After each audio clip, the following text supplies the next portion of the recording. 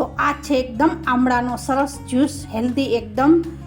તમે જોઈ શકો છો એકદમ આસાનીથી બની જાય છે અને શિયાળામાં અત્યારે બહુ જ આમળા મળે છે, તો આ જરૂરથી તમારે રેસીપી બનાવવી જોઈએ.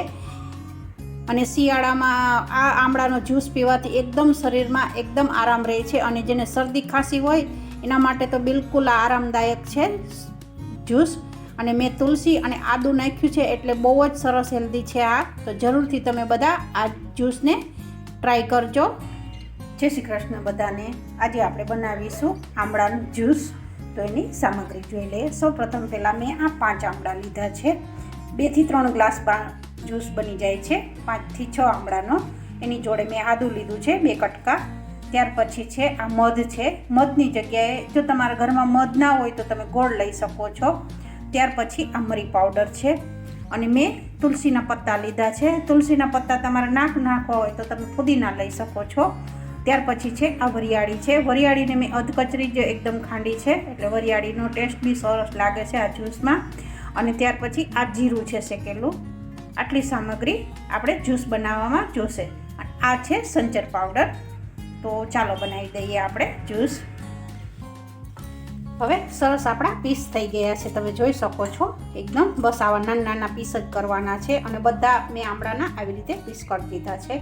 હવે આપણે એક મિક્સર જાર લઈ અને આને ક્રશ કરી દેવાના છે આમળાને. તો આપણા આમળા કમ્પ્લીટ તૈયાર થઈ ગયા છે, તમે જોઈ શકો છો.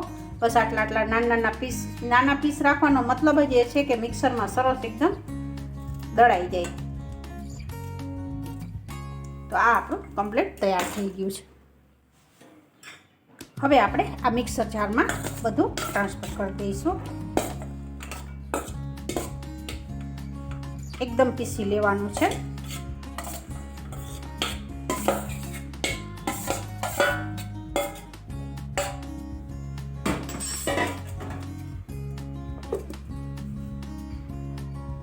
હવે મેં તુલસી પાન અને આદુ નાખી દીધું છે, કારણ કે હું એકવાર મેં પીસું ત્યારે ભૂલી ગઈ હતી. તો અત્યારે જો તમે જોઈ શકો છો મેં આદુ બી નાખી દીધું છે અને આ તુલસીના પાને નાખી દીધા છે. તો હવે આપણે આને બીજી વાર ફરી ક્રશ કરી દઈશું. હવે આપણે ચેક કરી દઈએ. તમે જોઈ શકો છો એકદમ સરસ પીસાઈ ગયું છે. બસ આ રીતની જ આપણે પેસ્ટ રાખવાની છે. હવે આપણે આને એક કોટનનું કપડું અથવા કાણાવાળી ચાળણી હોય એમાં એકદમ સરસ આને ચાળી લેવાનું છે. હવે આપણે એક કાણાવાળી આવી ચાળણી લેવાની છે અને એના ઉપર આવી રીતે કોટનનું કપડું મૂકી દેવાનું છે. તમે જોઈ શકો છો બસ આ રીતે. અને જે આપણે આ પલ્પ બનાવ્યો છે આમળાનો એ આમાં નાખી દેવાનો છે. અને એવું લાગે ને તો થોડુંક પાણી બી નાખી શકાય છે. પાણી નાખવાથી થોડુંક, પણ બહુ બધું નથી પાણી નાખવાનું, થોડુંક જ પાણી નાખવાનું છે, જેથી કરી અને આપણા આ જે એકદમ ક્રશ કર્યું છે એકદમ સરસ નીકળી જાય આવી રીતે. બસ આને સતત આવી રીતે હલાવતા રહેશું એટલે કોટનમાં એકદમ સરસ ગળાય અને સરસ બધું આવી જશે અને માવાનો ભાગ બધો ઉપર રહી જશે.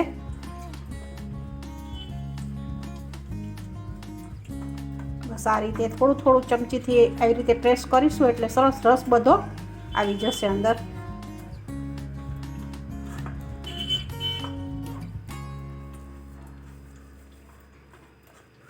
આપણને લાગે કે પાણી નાખવા જેવું છે તો જ પાણી નાખવાનું, બાકી બહુ બધું પાણી નથી નાખી દેવાનું.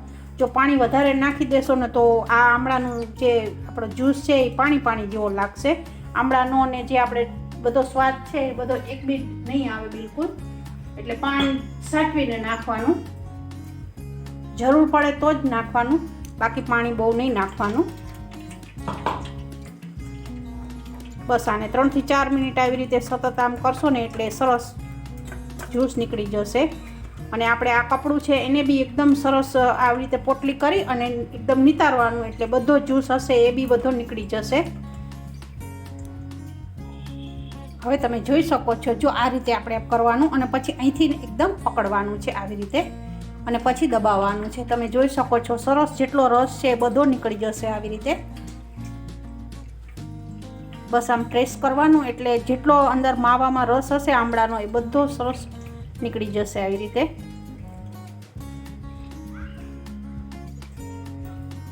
અને આ જ જે આ ઉપરનું બચે છે એને આપણે ફેંકી નહીં દેવાનું, એને તમે સુકવણી કરશો ને તોય બી આમળાના મુખવાસ તરીકેનું કામ આવી જશે.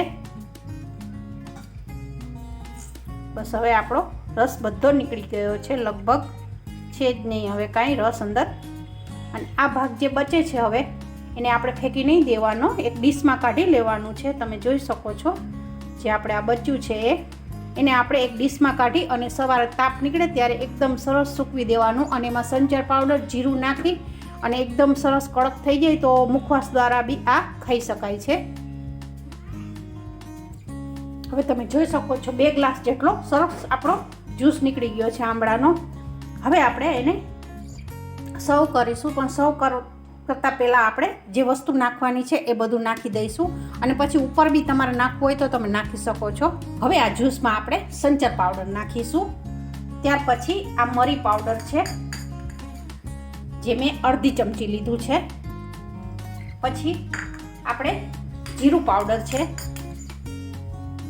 આ જીરું પાવડર નાખી દઈશ, અને ત્યાર પછી જે આ મધ લીધું છે મેં એ નાખી દઈશ અત્યારે હું.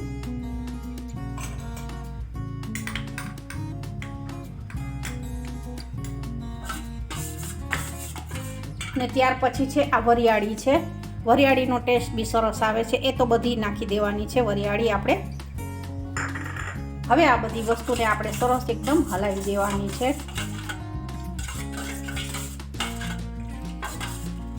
તો આ જ્યુસ આપણો હવે કમ્પ્લીટ તૈયાર થઈ ગયો છે. અને અત્યારે શિયાળામાં તમે જોઈ શકો છો આમળા બહુ મળે છે, તો આવી આમળાની જુદી જુદી વેરાયટી અને જુદી જુદી રેસીપી બનાવશો તો સરસ લાગે છે. આમળામાંથી ઘણું બધું બને છે, આમળાનું અથાણું, આથેલા આમળા, કેટલી જાતની રેસીપી અને કેટલું બધું બને છે. તો જરૂરથી તમે બધા ટ્રાય કરજો, સરસ બને છે આ જ્યુસ. અને શરીર માટે તો આ એકદમ હેલ્ધી છે. અત્યારે શિયાળામાં આ જ્યુસ પીવો, 1 ગ્લાસ જ્યુસ પીવો તો બહુ જ શરીરમાં એકદમ તાકાત રહે છે. અને જો તમે વજન ઘટાડવા માંગતા હો ને તો એ લોકો જે વજન ઘટાડતા હોય એ આ એક સવારમાં 1 ગ્લાસ આ પી જાય ને તો એ બી બહુ સરસ લાગે છે. તો આ હવે આપણો કમ્પ્લીટ તૈયાર થઈ ગયો છે. તો હવે આપણે આમળાના જ્યુસને સર્વ કરીશું.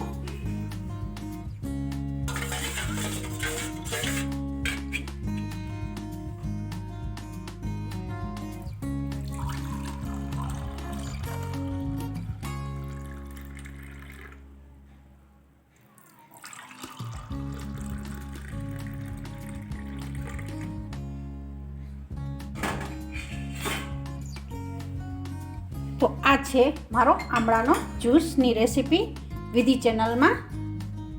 તમે જોઈ શકો છો એકદમ કમ્પ્લીટ તૈયાર થઈ ગયો છે આપણો જ્યુસ.